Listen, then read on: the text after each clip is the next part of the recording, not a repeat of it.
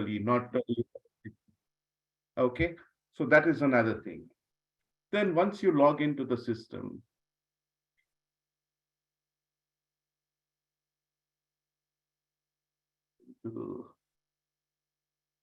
I'm going to see who is there.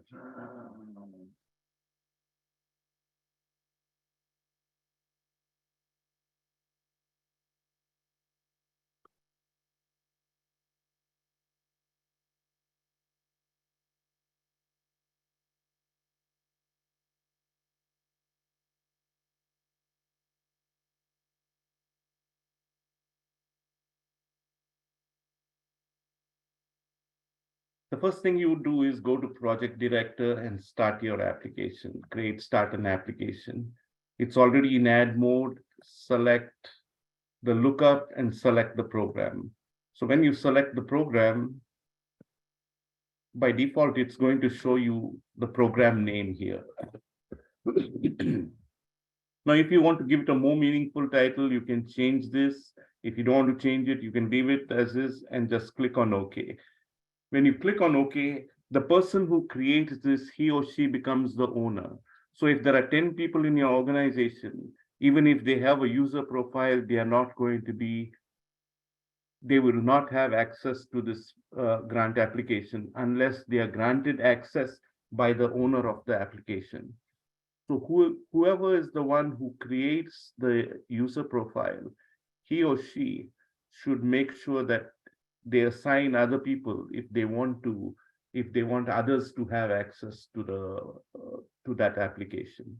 So to grant access to others, select project director, assign agency users. And if you do a find, the system will show you all the users who are there from your organization. So select a permission, whatever is the permission, whether you want to make them as a grant writer, you want to give them equal rights and make them as a project director, you can do that. And also, if you want to restrict access, you can click on the applicability and then click on category and just which ones you want to give them write, which ones you want to give them read, and which one you don't want to give them access, you can select them. But by default, when you select a permission code, they will have access to the entire application to edit the entire application unless you click on this applicability checkbox and identify which are the categories you want them to access. So that is the next thing. Now, once you have done all that, now you can assign users to your application at any time. It doesn't have to be, the moment you start an application. You can do that at any time. But it has to be done by the creator of the application or whoever has been designated as the project director. Now, once you're done all this, you start with your grant application. You would go to grant application, edit grant application, and this should appear in your queue. Click on the link, and then it will tell you what is your submission deadline, and then you can fill in the information as required. Now, there are some pages here which are read-only pages, which means you cannot enter any information. So read the information that is specified there, and then see whether you have to enter anything or you don't have to enter anything, and move on to the next page. Like I've gotten a lot of questions about here, it's okay. It's okay.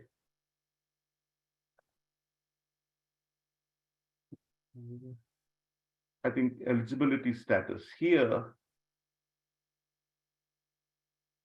I mean, here there is an acknowledgement that needs to be given. You just mark this acknowledgement. So you have to use the scroll, because everything does not fit in the screen. So make sure that when you see a scroll button here, scroll down to the end, acknowledge that.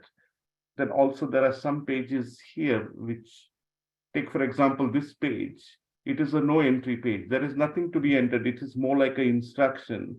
So read this and it says, please provide your responses in the following pages. So I've received many emails saying I cannot enter anything here. So there is nothing to enter in this particular page. Okay, then another question I've received is about contacts. Now, if you assign some contact type here, this is more for the application purpose. It doesn't mean that if you assign a contact here, that person has access to the application. The only way a person gets access to the application is when you select on project director and assign users to assign agency users. The contacts that you identify here, they may or may not have a user profile. So it's more for documentation or application requirement purposes to meet those requirements of the application, because you require several different types of contacts. You need an authorized official, you need who is the CEO, you need to know the financial officer, you need to have a project director or primary grant contact. So all these contacts are required. So when you select a contact here, if they don't have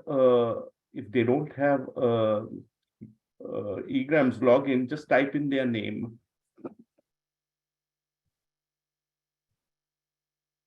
And by default, the address will come here, put in their email, and then just click on save and next. Now, when you click on save and next, it's going to ask you whether you want to add a new contact. If you say yes, it's going to create a blank new page. That's the way you're going to add additional contacts. Now, if you navigate from a blank page, it's going to take you to the next section or next.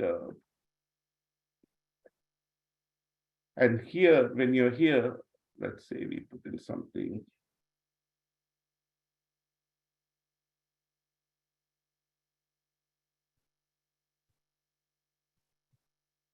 So now when I say save and next, suppose I say no, then it will move to the next page. So it won't give you another new page. So make sure if you want to add new contacts, then you respond accordingly. Another question I have got is, oh, I'm from this county and I don't see my county here.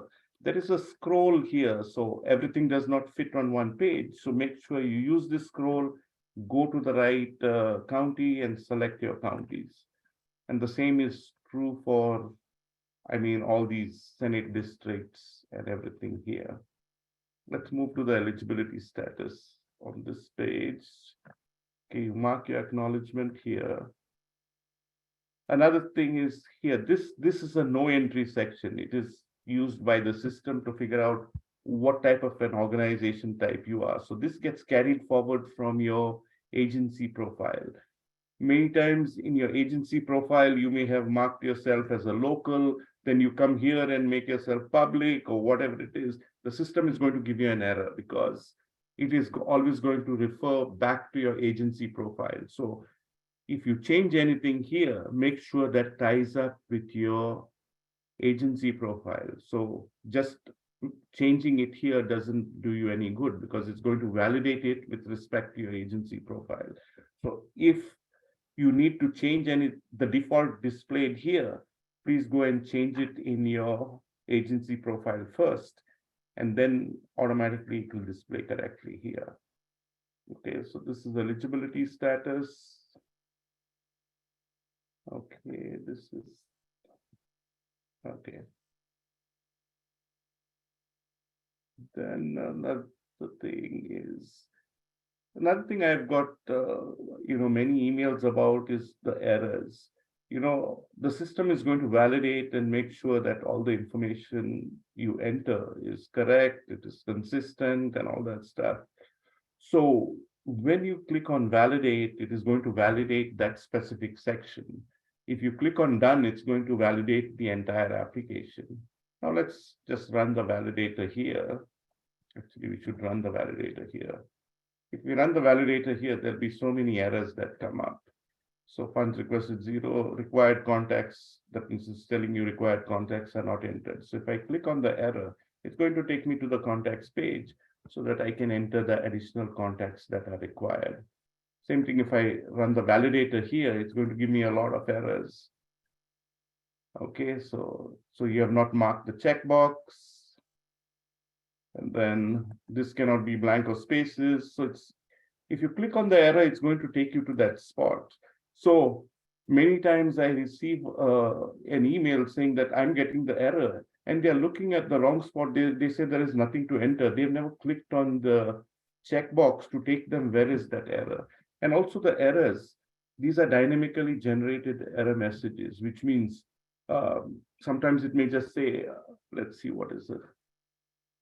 Inconsistent response to a dependency section. What does this mean? That you have entered something and a response is required because it is dependent on something. So it says, please upload IRS letter of determination, cannot be blank or spaces, which means that this is based on your organization type. That means if you're a 501, a nonprofit, then they expect this letter of determination status.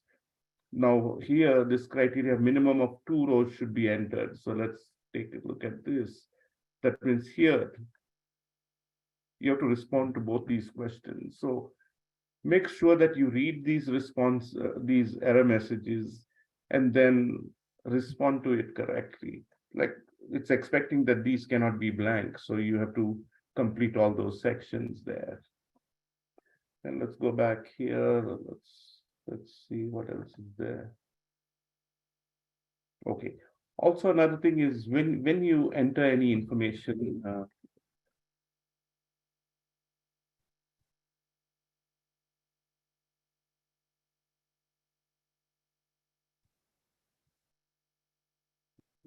let's put something here.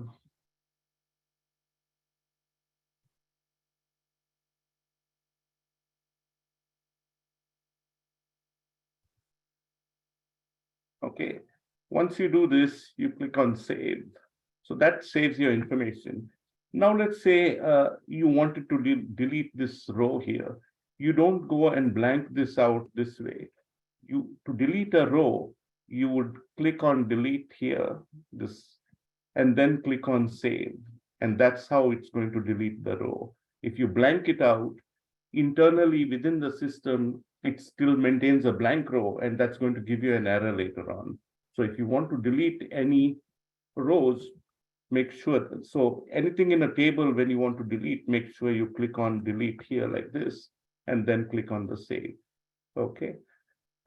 Then let's go to the next one here. Now, these are all text sections. Sometimes it will just say organization background, organization history.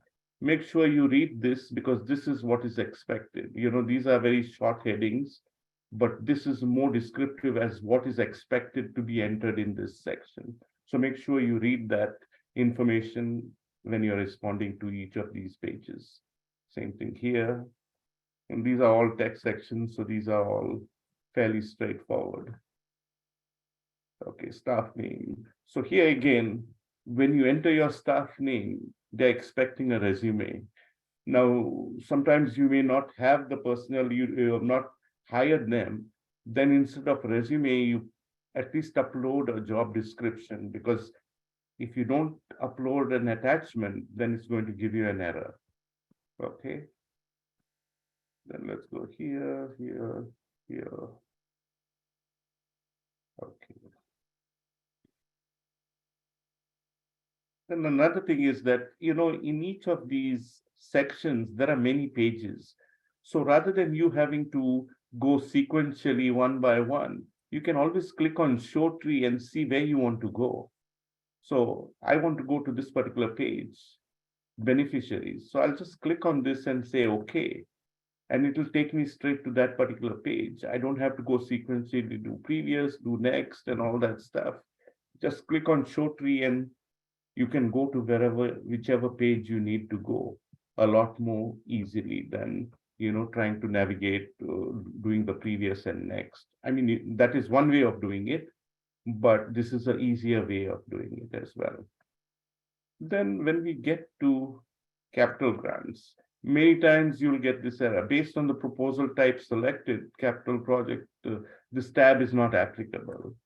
Same thing, you go to program grants, it's not applicable. So this is based on what you select here. If you go down here, capital projects, you have to identify what is the type of project you want, whether you want capital or whether you want program or whether you want both. Now, if you mark this, only then the capital project is going to get enabled. If you mark this, the program grant is going to get enabled. And I've got many questions related to this. I go to that tab and it gives me an error. So make sure you mark this before you try to go to this particular section. So let's click on this save here. And now if I go to capital projects, I can enter the information here. So here there is nothing to be entered. Okay, it's just an information page. So go to the next page and start filling out your information.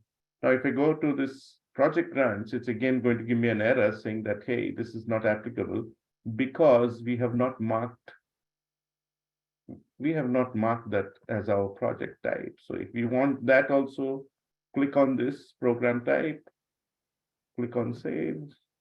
And now if we go here, we can enter our information in the program grant. So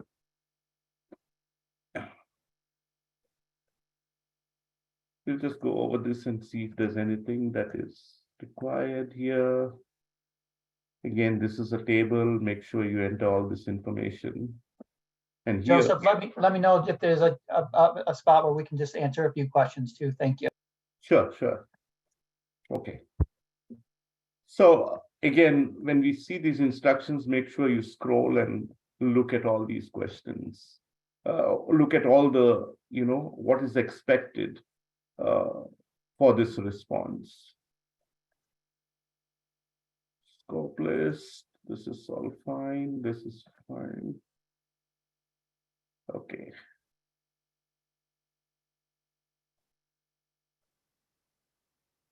Yeah.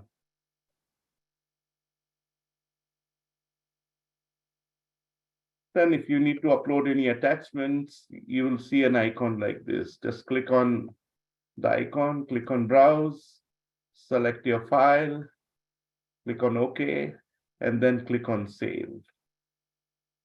And once you click on save, you'll see this as a paperclip. Okay, now if you want to delete your attachment, do this, click on delete here, say OK, and then click on save. Okay, that's how you delete an attachment. This is all fine.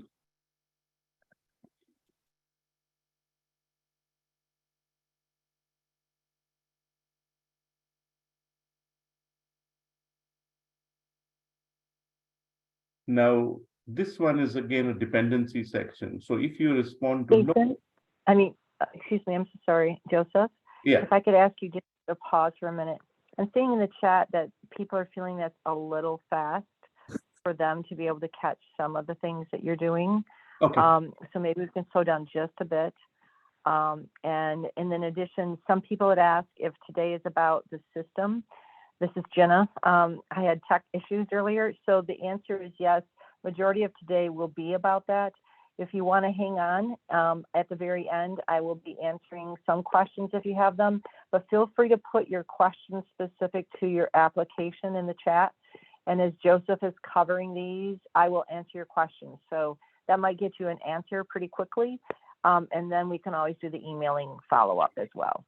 So right now, Jason, are there any questions we could ask of Joseph to answer right now, and then he can continue on? So Jason, are there any questions?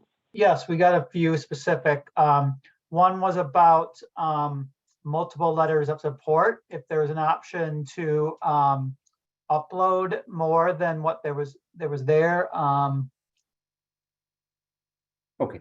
Now, can you tell me which section was the letters of support?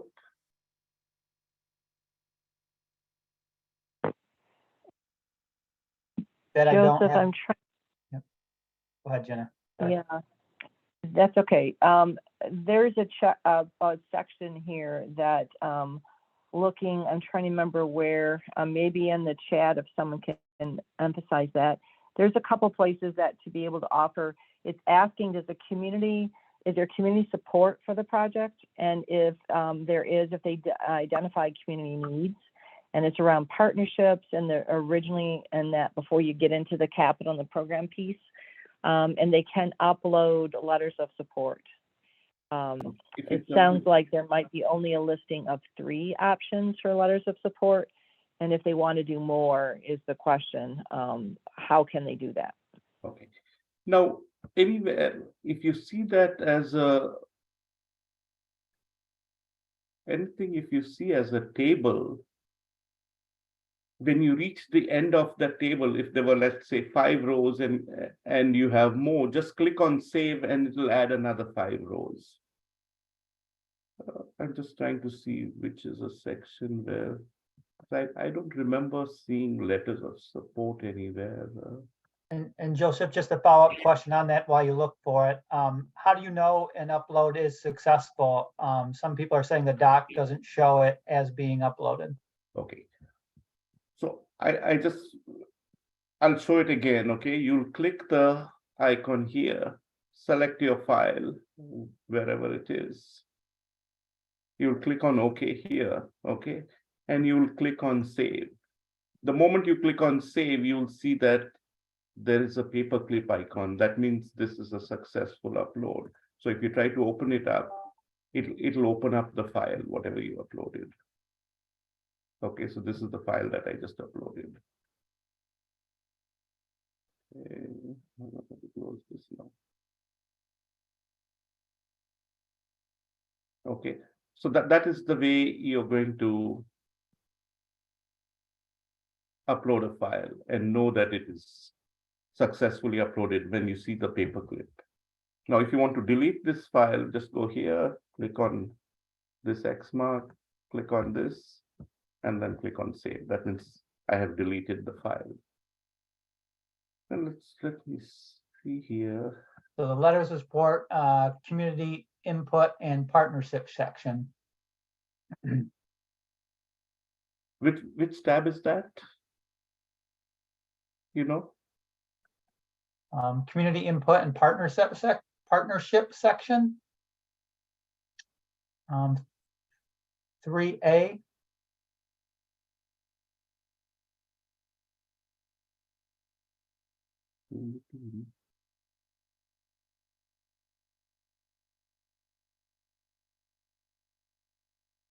Is it under capital projects? Is it under community need? Under what is it? Do you know? Community needs section 3A. Okay, let's go to 3A.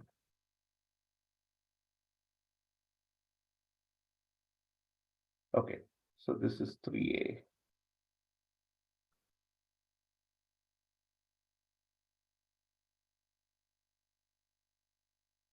So you're talking about this one here, right?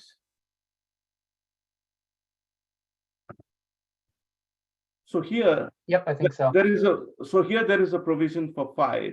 So when you reach the end of this, if you click on save, it'll add another 5 rows. Let me just show you that, okay?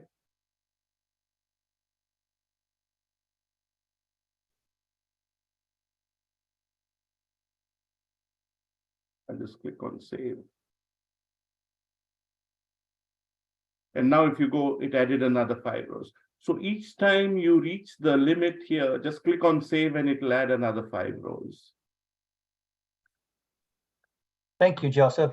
We have another question. We had a couple of people asked about character limits or space limitations for responses. Okay. Are there any of those? So I think most of them don't have any character limits, but if at all it exceeds the character limit, it would tell you that you're exceeding the character limit. And when you type something in, so it shows you what are the characters that you have typed, how many characters are there in your text. So it shows you that. And the moment you exceed that character limit, if at all a character limit is set, it will give you an error. So then you can reduce your text. But I don't recollect that there is any character limit set for anything when you see a large box like this. Thank you, Joseph. We have another question about having technical difficulties near the end of the near the deadline, and also getting some questions about where we suggested to people that they turn in by August 18th. That is just a suggestion, because in case you're going to have complications later on, and you know, I'm going to suggest any complications, you can send to the email, community grants email that we posted in the chat, that we will post again, and we will be answering questions there. Okay. And just to add to that, Jason, is that this is a huge application. It is not small and it is not simple. A lot of information is required. So please make sure that, you know, you get your information ahead of time, validate your and correct the errors, because I've seen people that, you know, the time at 12 o'clock, you have to submit your application at 11:50, they're trying to validate their application, and it is full of errors. The system will not allow you to submit an erroneous application. So make sure that you complete your application, you validate it to make sure that whatever you entered is correct. Because at the last, right now, there are over 200 applications, okay? And when I look at the progress of those 200 applications, there are hardly 40 applications that have any significant content in it. Everything is blank, you know, and this was created on the first day, the moment this was rolled out. You know, people have created applications. So, you know, the help desk can only do this much. And we are not supposed to provide level 1 help desk. We only provide level 2, but for some reason, you know, we got stuck with this level 1 help desk. And we have limited capacity. And on the 31st, if you send out emails at 11:59, probably no one will even look at it, because at that time, it's way too late to even try to help anybody. So my suggestion or my recommendation would be, try to get in your application in the content in as early as possible. Try to validate the content. If you have some errors, you know, you can contact us, we'll try to help you. But, you know, at the last minute, I don't think, you know, anybody would be in a position to help so many people at that time. So please make sure that you try to complete it as early as possible.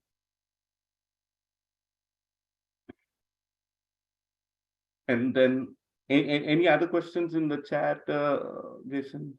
Yes, we just had a couple more. Well, we have plenty of questions, but EGrAMS questions.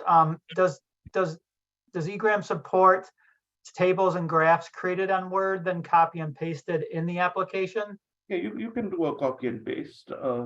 Only thing is, when you're pasting it, just make sure that, let's just take an example of that, okay? I have some.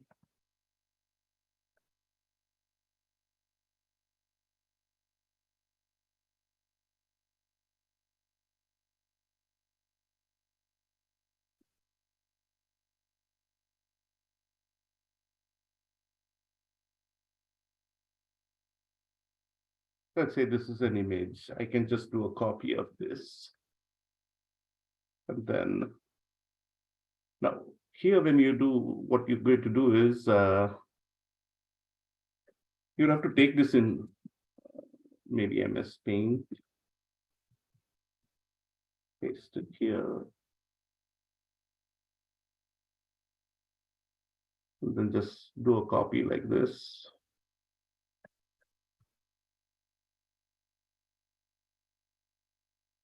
One second, let me do this.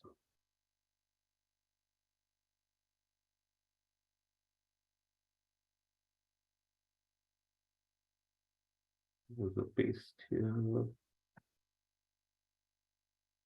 Okay. And then you just do a paste, Control V, and just save it. Let's go to the previous page.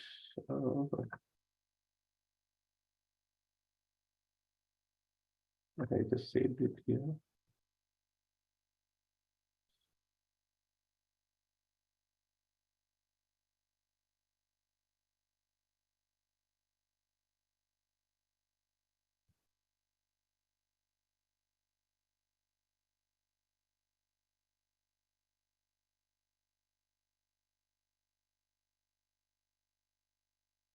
Joseph, does EGrAMS support hyperlink? No, I mean, you can put a hyperlink, but I'm not sure once you print it out whether it's going to actually go there. Yeah. Rhonda, it might be good not to base that for the reviewers. Joseph, there is a question that I do have that John and others have posted in chat. I remember when we formed and created the application, we had on purpose not had character limits. And I think in your webinar, you had stated there was not character limits. But some of the applicants are finding that they're getting into the application, and all of a sudden there's a character limit of 2,500 characters, which they did not know when they started.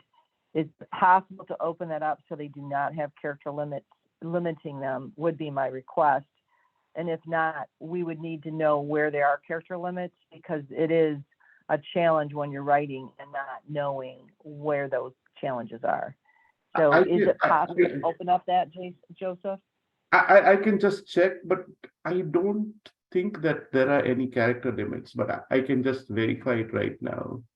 Yeah, if you could verify what we can do, Joseph, and if you're able to review the application, and if you open them up, so we can stay true to what people were hoping that we had told them, which was there was not. And I think that there are a few pockets that people are finding that there are some limitations for them.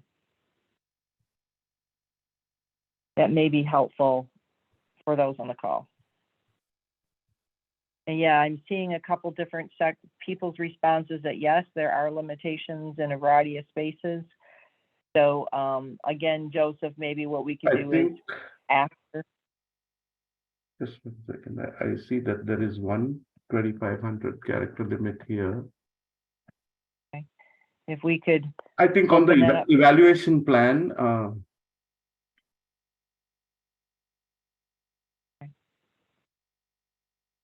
But again, Joseph, we don't need to find each of those spots right now, but maybe just write yourself a note when we finish the webinar.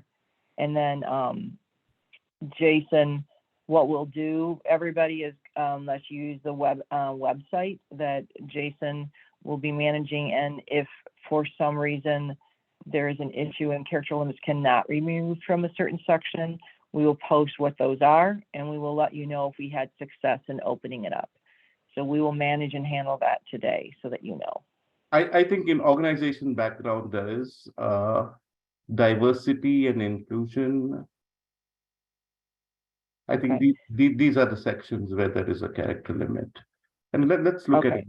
Let's see this organization background, how it is organized. So again, Joseph, I don't know if we need to right now in front of everyone in the webinar do this, but let's see if we can solve this after we get done with the webinar. Yeah, and sure. then what we'll do is we will, if there is an issue, everybody please hear, if there is an issue that the system does not allow for some reason a reduction and in getting rid of it, we will post it on the website. So just go there later today and you will have your answer if it's clear and or if there are sections that Joseph was not able to reduce those character limits. Yeah, so let me just check one section, because seeing that some people have worked hard to fit within those character limits is when I'm seeing some responses as well. Organizational background. It may be that, to Laura's point, that because you're finding those, what I think that sounds like what we need to do is make sure that at least you're informed of where those character limits are, which is what Laura's request and others, and I'm just doing it so what I see in the chat. Yeah, so these are the sections which have got a character limit. And if you don't want, we can just remove all these character limits here. We'll talk about that afterwards, and Joseph, because obviously when you start writing and then making sure everyone has the same element, if they've moved on and within a character limit, then everyone might have to unfortunately live within it. And so, but right now everyone should at least know where those are so they can work within their character limit. Sure.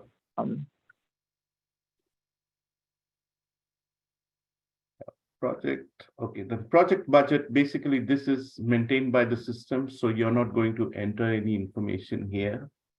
Whatever budget you put in your capital and program budget, it's going to, this is a capital budget section.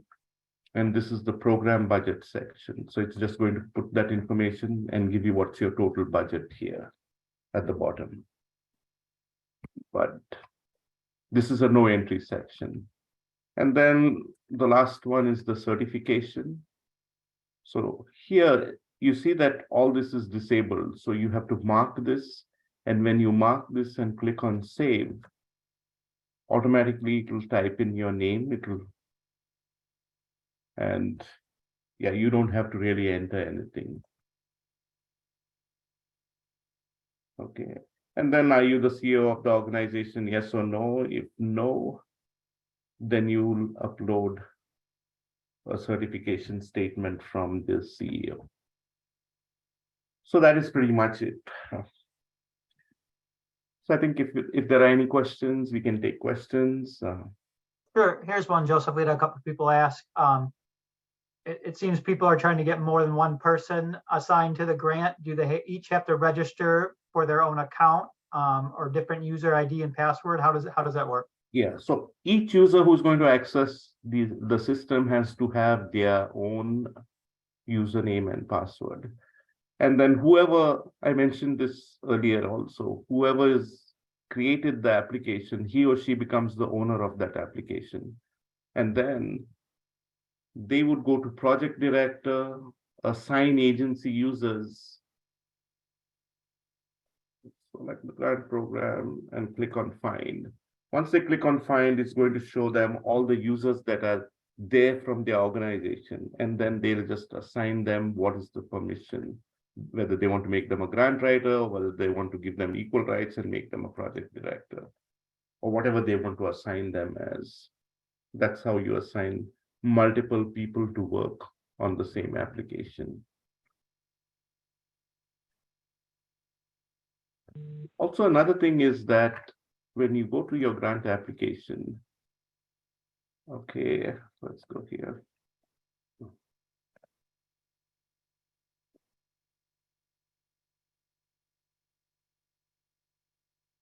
If you go to documents, application, there is this grant guidance and there is grant application.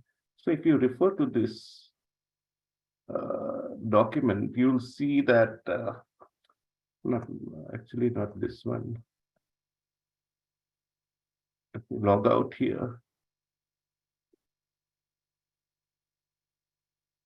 There are some training materials that are uploaded here. Just click on this and look at this training information, what is there. And that gives you a step-by-step instruction as to how to assign users. And you go here. If you go here, it will tell you this is the path, project director, assign agency users, what to do. Click on find. It will show you all the users. This is how you assign them. So if some of you have not gone through those training handouts, just go through those training handouts and make sure, because all the information that I've spoken today is all in those training handouts. How to assign users, how to start an application, and how to upload attachments, how to enter information, so on and so forth. Joseph, we have a couple requests to go over the budget section again.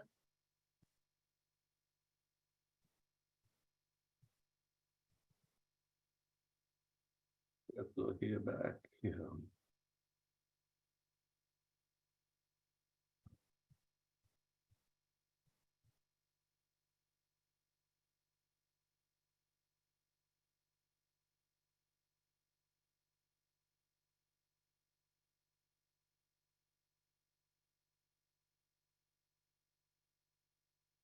Okay, so the budget is actually entered for capital projects. You'll enter one budget, and for program, you're going to enter another budget. So this is where you enter your budget, amount requested, match funds, your source. And then for pre-planning, you're going to enter whatever it is. So there are different categories. So if it's a capital project, There is pre-planning, then there's project permitting, design. So you're going to enter your information here, going to put any supporting documentation that you require. So this is for your capital projects. Similarly, if you're applying for what is that program for the program grant, again you have a different type of a budget there. So there you're going to enter again the same thing: amounts of funds requested, matching funds. And then so here you're going to have salaries and benefits. So here there are different categories: supplies, mailings. So this is different. So once you put in your information here, the system is automatically going to populate that into the budget section. So you're not going to enter any information here. You just enter your information in the respective sections, capital and/or project grant, and the system will populate the information here. And this is basically a summary of your budget that you've entered in the respective sections. That means program or project, program or capital projects. Also, another thing is here you will see that each of these categories have got 5 rows. So if you want to enter more than 5 rows, that means you've got more than 5 personnel, just click on save, it'll add another 5. So just make sure you do that. Don't say that, oh, I reached the limit and I can't add anything more. Just enter the 5, whatever is there, click on save, it'll add another 5. Does that answer everybody's question regarding the budget?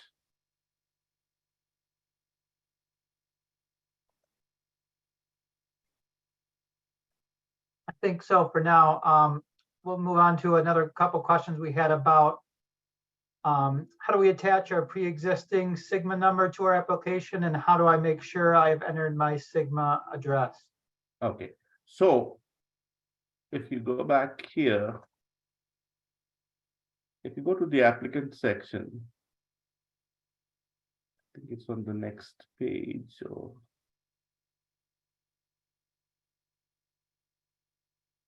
demographics, eligibility status. Is it asking for the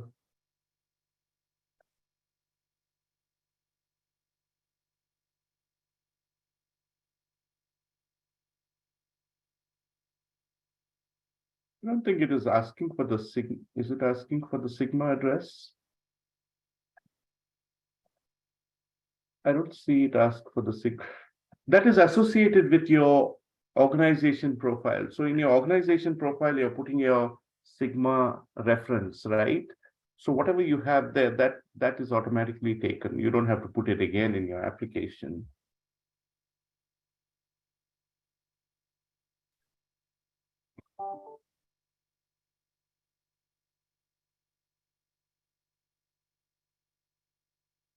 Anything else, Jason?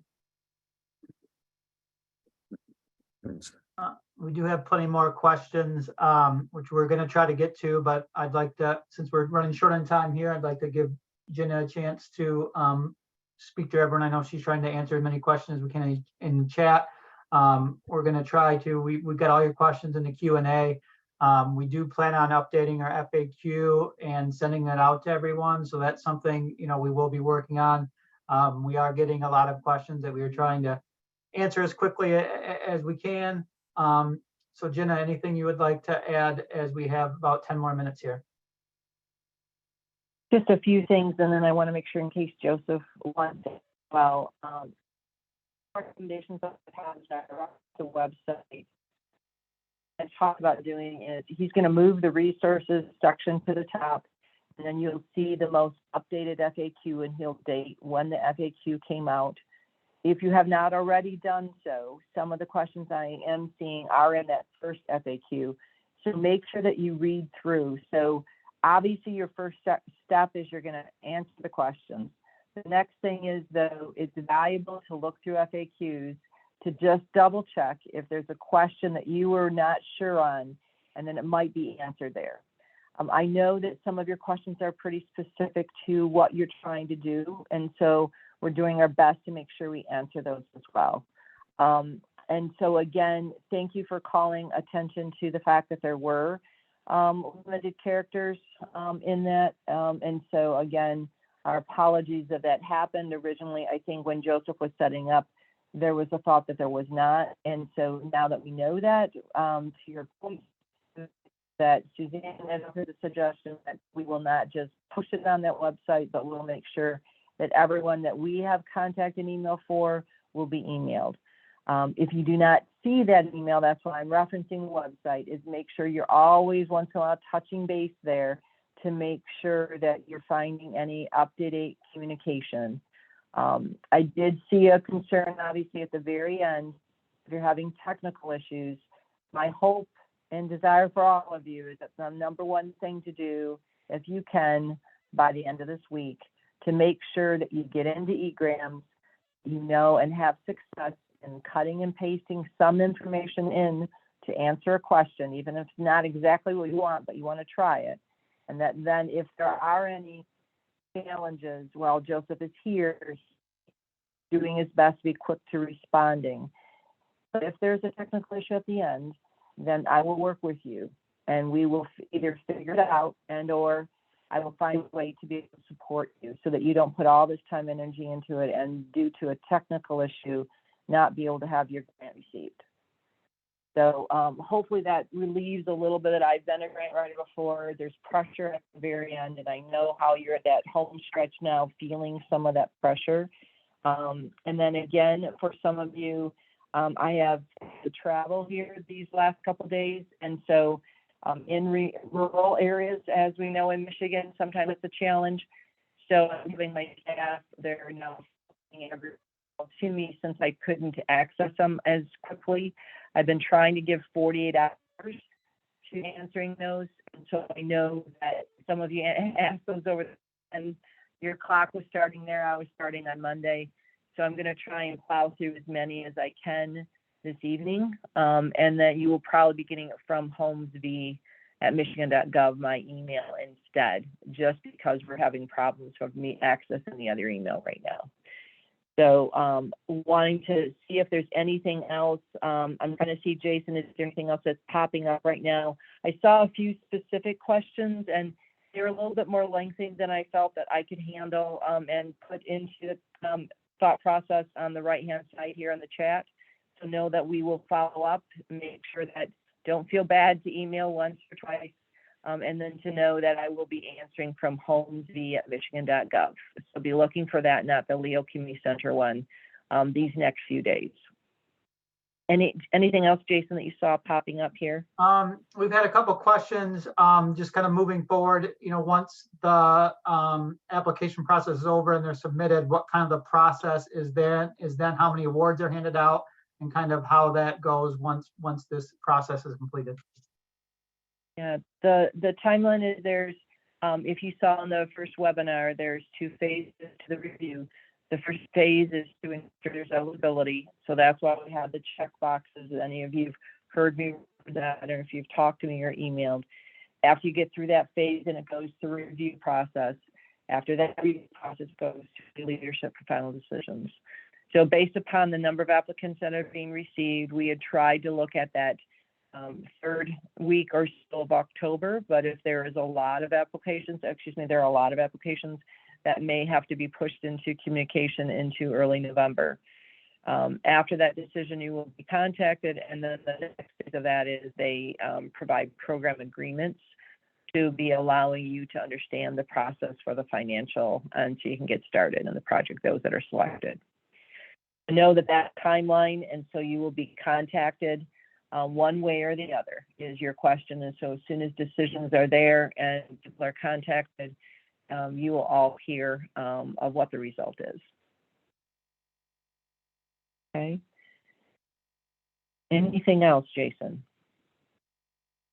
Lots of specific questions, but like we said, we're going to try to answer those. So I think that's what we're going to answer for now.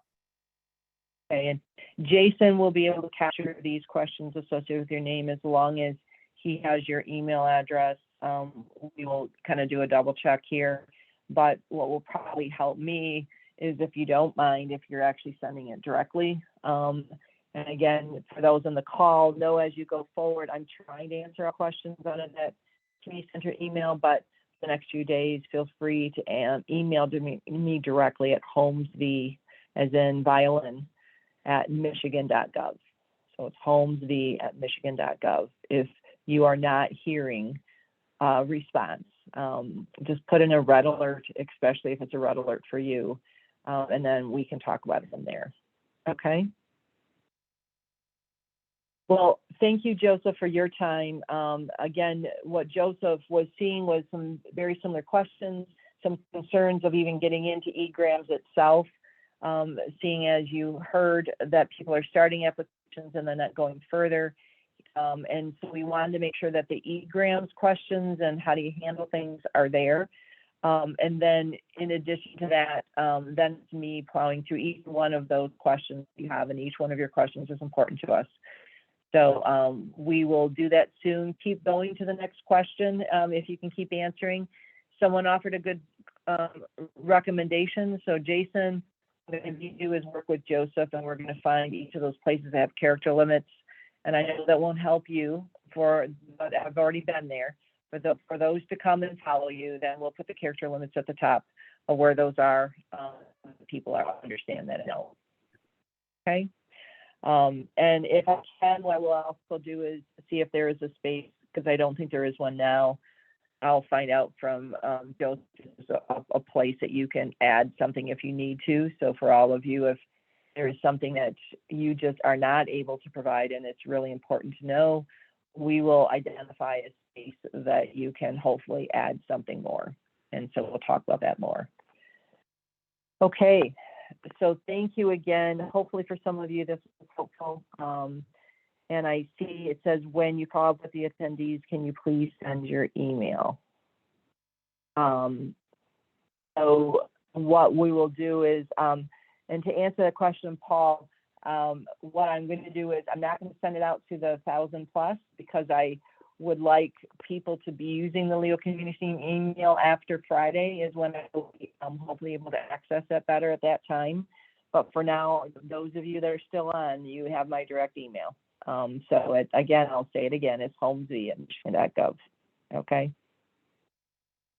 All right. Thanks, everybody. I really appreciate. Hopefully, you've been finding. Yes, when I saw Krista holmesv, you have to look where Krista is. It's Holmes, H-O-L. Oops, I see an M. So why don't you put my email at the very end so that people can see it? It's HOLMESV @michigan.gov. So Jason, can you put it in the post it for everybody? There it is, right there. So everyone can see it. Copy it right now, whatever that is for you. That's my direct email. Like I said, I'm preferring not to send it out to the 1,000, but you all are going to have that because you're here and you're working on these next 2 days, and I don't want you to be hindered in your timing of that. Okay.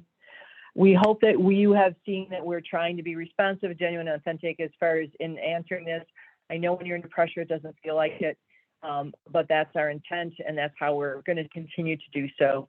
So our idea is that we are here for you. We'll answer every question. We will do whatever we can as a group to get you the information you need to be able to have the best application forward that you can. So thank you for your time today. It is now 4 o'clock, and I know everyone must have other things they might want to bounce to.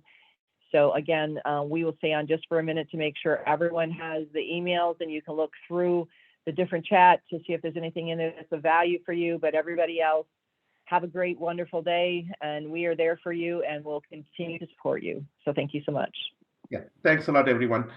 And Gina, you wanted to go over those limits, or you just wanted me to remove those limits?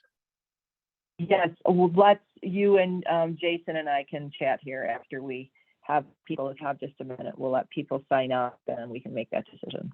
Okay,